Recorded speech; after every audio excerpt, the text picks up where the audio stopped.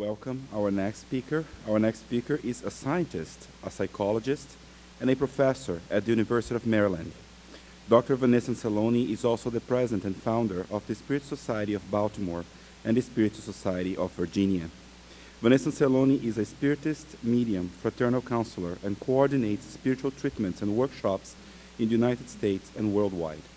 She's also the co-author of the book The New Generation with Divaldo Franco and the editor-in-chief of the Spiritist magazine. It's an honor to introduce Dr. Anseloni, who will speak about educating beyond words.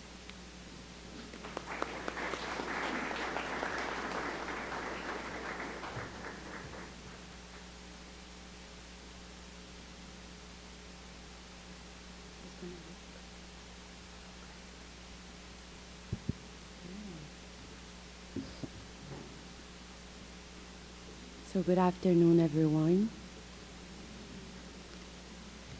Yesterday, when we were landing at the airport in Chicago, when we could see and feel the city, I pondered the city when it was just founded in 1832. When the first French settlers got here, especially Jean-Baptiste de Sable, they found Native Americans who didn't know anything about Christ, as if we knew, but they didn't know. And the very tribe, the Potawatomi Indians, they were so strong that they displaced 3 tribes, amongst them Miami tribe. Miami is a tribe. Well, used to be a tribe. Actually, the word Chicago is a Miami word. I don't know how to pronounce it, but they say Chicago. And then, under the topic we're going to talk about, we realized the power of education. What if the people at the time refused to embrace new teachings? Would we be here today in this symposium? No. They let it happen, sometimes very brutal. It was brutal. But the adaptation of the people happened. Even the French had to give in to the Americans when they decided to incorporate the state of Illinois into the American states. And then we realized what could be more powerful than learning. We are learning beings. We are supposed to learn. We're supposed to adapt. And that's when I recalled another fact. Here we are celebrating 15 years of official, let's say this way, official efforts, because they have been here all along, but official efforts to bring Spiritism here. And some of us here in this room remember 11 years ago, there were no Spiritist talks in English. And when we first presented the idea, people turned and said, "Really? Do you give talks in Spiritism in English?" It's not like a century ago. It's only 11 years ago. And they asked, why? Well, today we know the answer. Obama just won the election, and we can say he's right. We can do it. We can do it. We are here. This story about the future generations, it's about us and then them. It's about education. It just takes education. But is it about words? Probably not. Because education, science tells us today that it's beyond words. If we go to the book that we're celebrating this symposium, Paul and Stephen, when we go and browse through the first chapters, it doesn't talk about Paul or Saul, it talks about Stephen. And Emmanuel says, without Stephen, there would be no Paul. And who was Stephen? almost like an angel. But did he reach that level by himself? No. Emmanuel is emphatic when he tells us that Stephen is also a byproduct of his childhood education. His mother was sweet and kind. The father was stubborn. We can tell by the story. But a very strong man. But the mother, Emmanuel says, used to read the scriptures to Abigail and Stephen. But not only read, she would apply it to her own life in meekness, in being a peacemaker. Emmanuel is quite clear. This book tells us about an education beyond words. Telling our children, eat your broccoli. If you don't, really? Children nowadays, they're very smart. They're like, really? What about you? What are you going to say? Oh, I'm allergic to broccoli.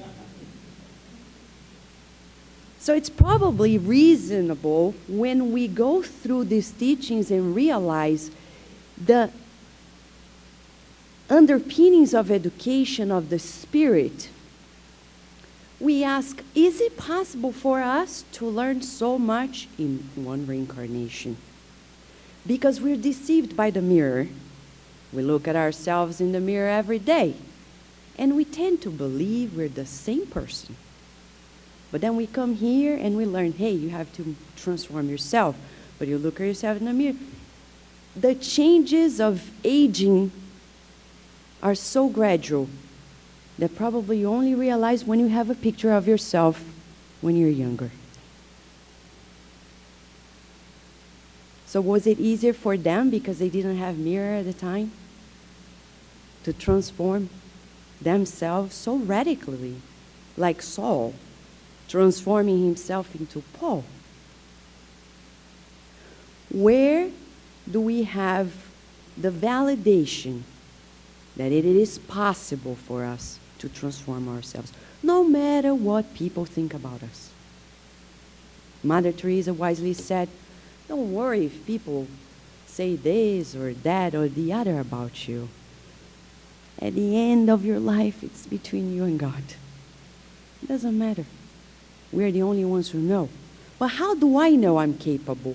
Even though other people may say, no, I don't think you're ever going to change. It is in my mind, but physiologically in the physical body. This body is so plastic that André Louis says, in our brain lies the imprinting of this transformation, because the brain is the wonderful nest of the mind. The mind changes, the brain is going to accommodate the change. Love your brain, because that's where changes express itself first. Before you actually put it out, it is there. Now scientists know that the brain is built for change. We don't see the brain, but it is so plastic. This is the frontier in sciences today, telling us, hey, you can change because your physiology is built for change. Spiritism said it all along. And Jesus, way back when none of this were proof, he came and said, you can do it. Now we know some of the reasons why he was right. Because in our physical body, deceivingly static, but so deeply dynamic, it is built for transformation. So much that we have inside of us mirror neurons. To change, we are not going to do it by ourselves. We are always in society. Those who find their ways in isolation, there's no way to progress when we isolate ourselves. We only progress when we are mingling with one another. And Jesus told us,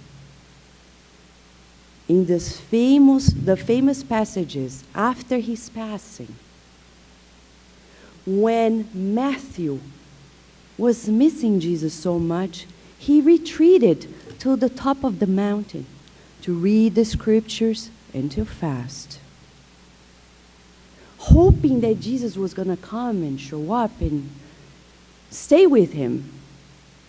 And Jesus is a very nice friend. Even if we make mistakes, he doesn't abandon us. He appeared to Matthew after 40 days of fasting and reflections. Stayed with Matthew. They talked. The next day, he said his goodbye, and Matthew was surprised. Said, Master, what's happening now? Have I done something wrong? Aren't you going to stay? Said, Matthew, I can't stop until I dry out all the tears of the world. If you want to be with me, I'll be there in the valley of sorrows. Matthew got it. He left. He came with Jesus to the valley of sorrows, left the climax of being on the top of the mountain, reflecting, meditating. No, we need to take action. And that's exactly what we learn with Jesus. That by looking at his example, we feel like him. And only today, it took science until the beginning of the 21st century to prove to us how powerful it is to see somebody and feel like that person due to the mirror neurons. Just like this monkey here. This is a true experiment, a picture from an experiment. Thank God Jesus didn't show his tongue to us. Otherwise, we would be displaying the same behavior. Thank God he didn't send money and start giving money to everybody. We would feel obliged to do it. And it's beyond that. If we have it, we share. If we don't, we don't. That's what he did. He multiplied bread, but not money. Very interesting for us in the Spiritist movement, not to be so consumed about the physical structure of our Spiritist centers and losing sight of what is most important, the spiritual direction. So what they learned here was that by looking at somebody, you feel like that person. So if I want to educate my child, I need to walk the talk. Just talking is not going to resonate. Why? How do I know it? First, St. Augustine talks about in chapter 14 of the Gospel according to Spiritism. We would say it's a true coaching program for parents. That whole chapter tells it all. He says, the baby in the crib, you can already tell which spirit is in there. If there is innocence, that comes from the spirit, not from the body.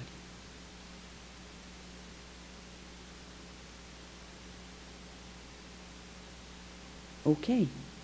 So then we ask, how do we do it? Well, the guide and model. People think that Jesus is the guide and model for religious leaders. He is the guide and model for educators. And we don't say this only for parents, for teachers, like ourselves, but for each one of us, because Stephen was Saul's educator.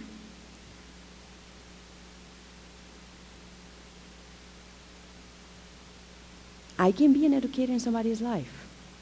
So in that regard, he is our model, also in regard to educating someone else's mind. And who was he? He was the coherent master.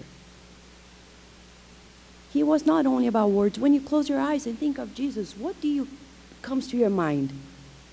A word? Love yourselves, love your neighbor, love God above all things, blessed are the meek and the peacemakers. Really? Or do you see a whole set of nonverbal lessons? Surprise, surprise. It's only in Spiritism that we're going to learn that the power of Jesus on us goes beyond words.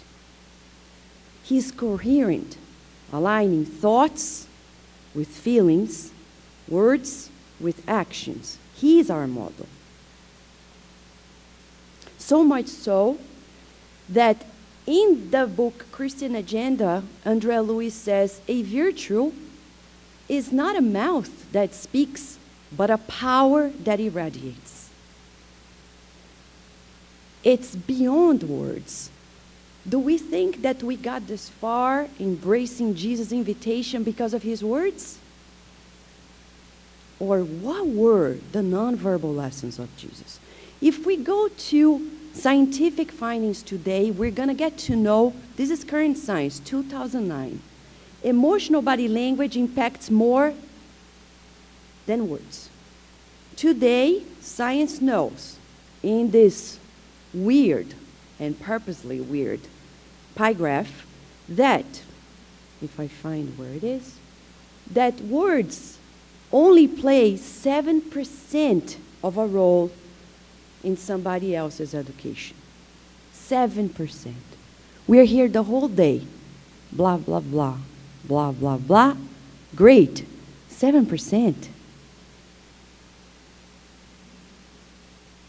Ouch. What does it tell us? Is it inviting us maybe to think about other aspects that we are also sending out at this very moment? Not even talking about vibration because they don't know about it. But they say our tone of voice impacts more than the words. What about Jesus' tone of voice? Did he tailor it around when he was expressing his message? He's coherent. He's not saying, oh, sweetheart, and inside. He meant it. He never bothered himself with politics at the time.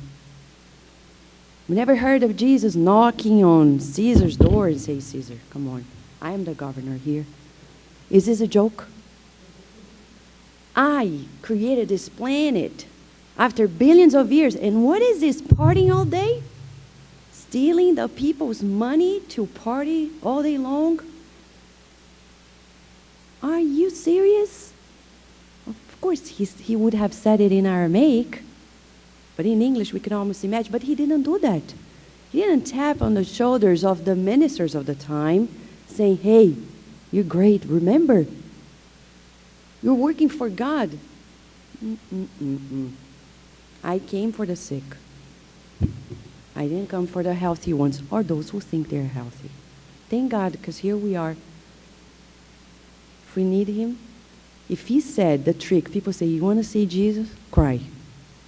Because he said he's going to be around until the last drop of tears. Great. It's a Batman sign. Cry and he comes. Seriously. Because the most crucial times is when we are going to see Jesus with greater colors. And he comes and tells us that the body language is most important. Science tells us today that more than anything else, education relies in this emotional body language. Neuroscience is trying to understand the pathways that create the foundation for it. But for us today, we're going to focus on the nonverbal lessons of Jesus. It's probably the most efficient thing to be a good educator. With Jesus, we find a new way to educate. How do we know it? Thanks to the Spiritist literature. Because the Bible, and Haroldo is the scholar, as far as we know, the language of the time did not allow that much of an explanation. But today, Spiritism comes in books by Emmanuel, Brother X, or Humberto de Campos, Amélia Rodrigues. and many non-Spiritist writers, they recompose the stories with elements that were missing.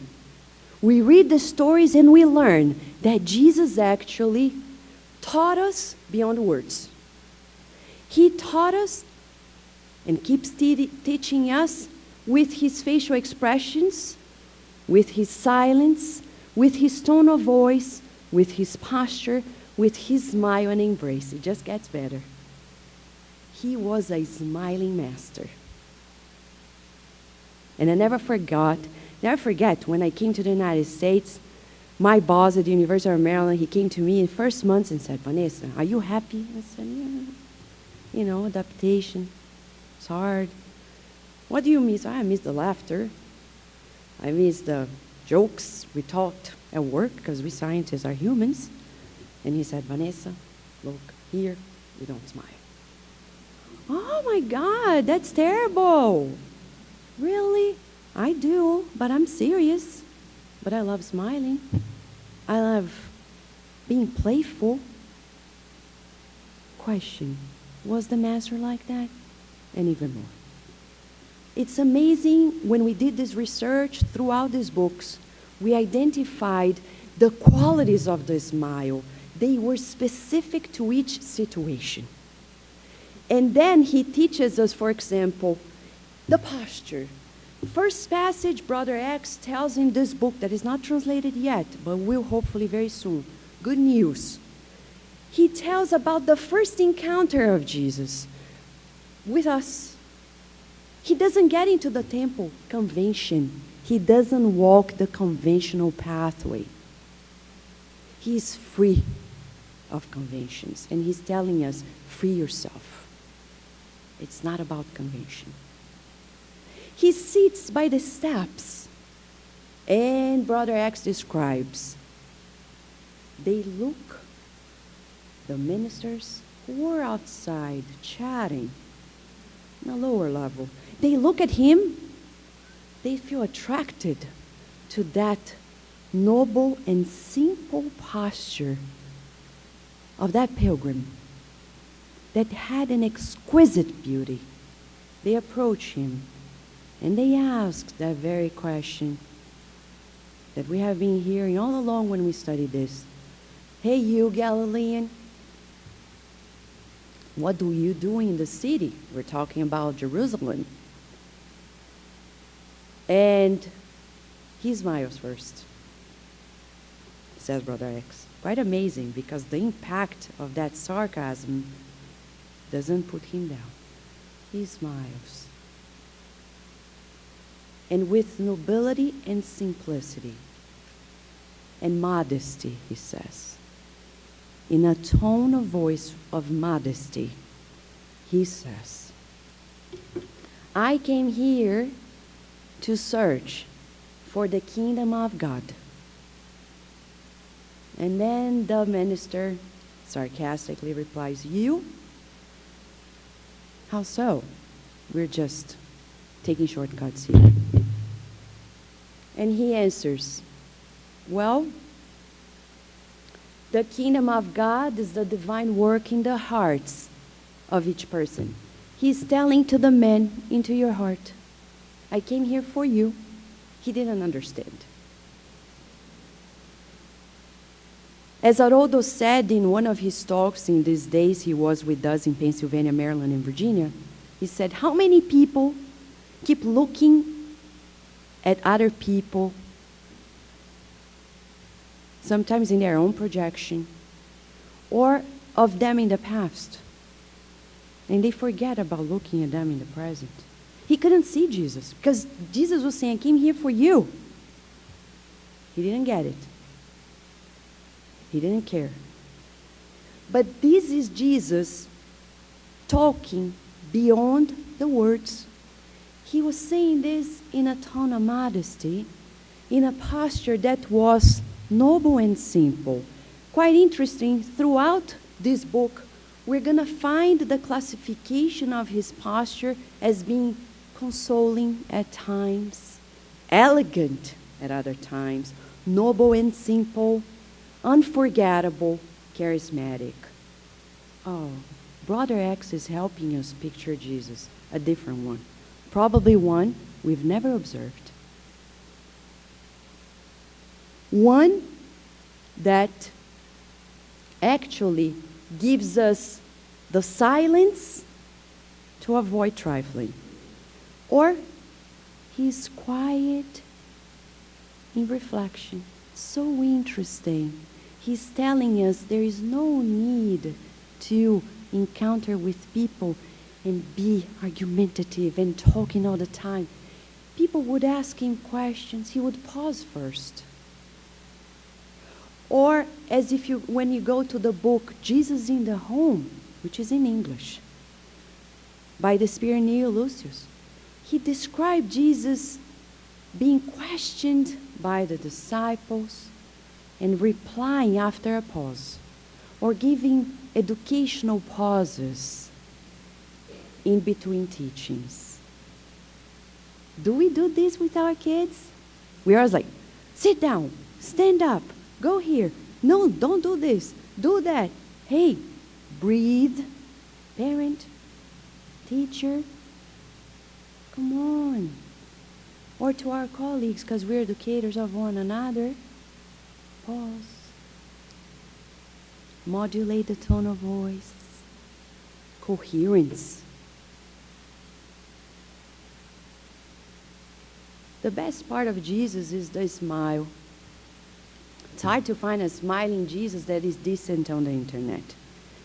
Because some smiling Jesus I saw on Google, they were so vulgar, like, no way Jesus' smile was like that. No way in a million years. From what they describe, it's likely, I don't know, it's likely that it's somewhat like that. And that's a very interesting smile. This is from the movie Passion of Christ. When he was playful with his mother. Is this Jesus? According to Spiritism, yes. When we are educating our children, don't be afraid of being playful. Because some are just like my boss. They think if you're playful, you're not serious. You're not going to get respected. No, you are. So we need to play and smile. And it's interesting because in this research we did, we observed that the spirits were classifying the smiles he gave to people had different qualities. There was a smiling Jesus that was sending a serene smile. Serene smile. Do you think it's easy to send a smile with serenity? He had a benign smile, a loving smile, a calm smile. Sometimes we're so hectic smiling, like into laughter, and it's so a little bit hysterical. His was calm, telling our children, sometimes with a smile. We don't need to say. I'll never forget my mom's look as well, like to the five of us. I didn't need the words to know what she was thinking. Educators, when they're efficient, they educate beyond words. Jesus taught us beyond words. He taught us with his elegant smile.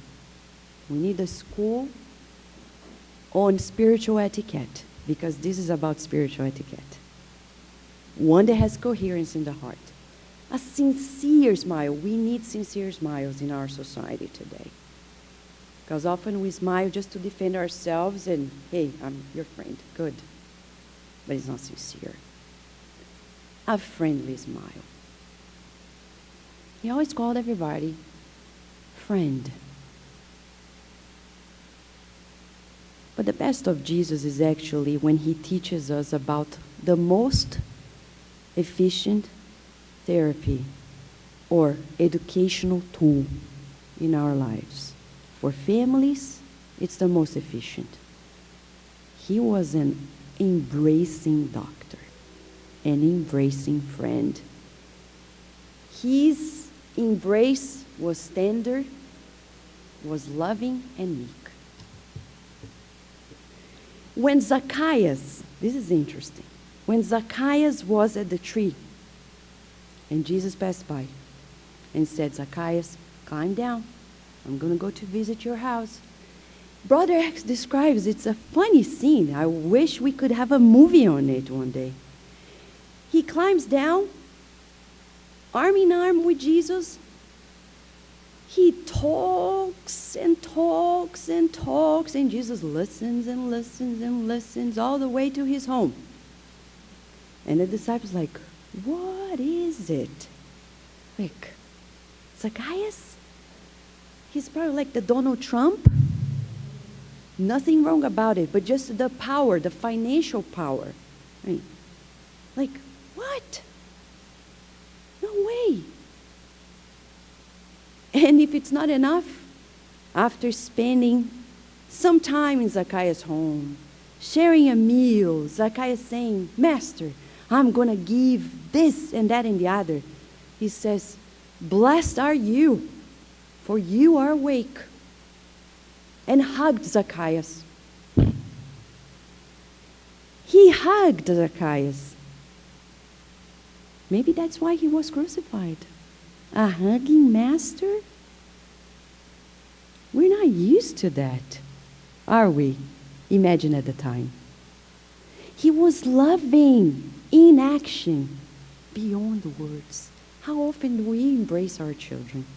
How often we bring them to our chest and caress. Science tells when we caress, we're releasing endorphins which calm down. My child is ADHD. Great. Lot of care. That's probably the reason why. It's telling you in behavior, hey, I'm here, jumping up and down. Hey, come here. Lay down here. Take some cream. Use on the hand. And play. They don't need to know. We can do it with our husband, with our wife. Why not? Embrace. Hug. That's consolation in action. He is the educator telling us we need much more of that in our families. How about if we wrap up now by closing our eyes and feeling this? Jesus hugging you. It's between you and him. Nobody will see but you. How about if we just close our eyes? Close it. Don't be afraid. He's not going to do anything. Breathe in deeply and out slowly.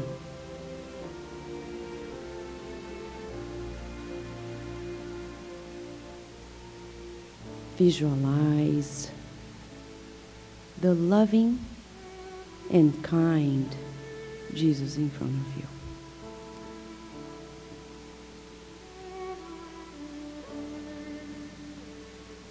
He came simply to embrace you, to give you a hug. Let us receive his hug in silence.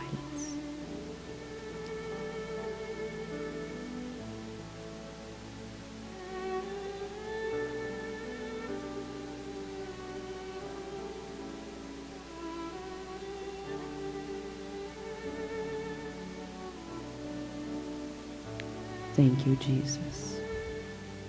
Let us breathe in deeply and out.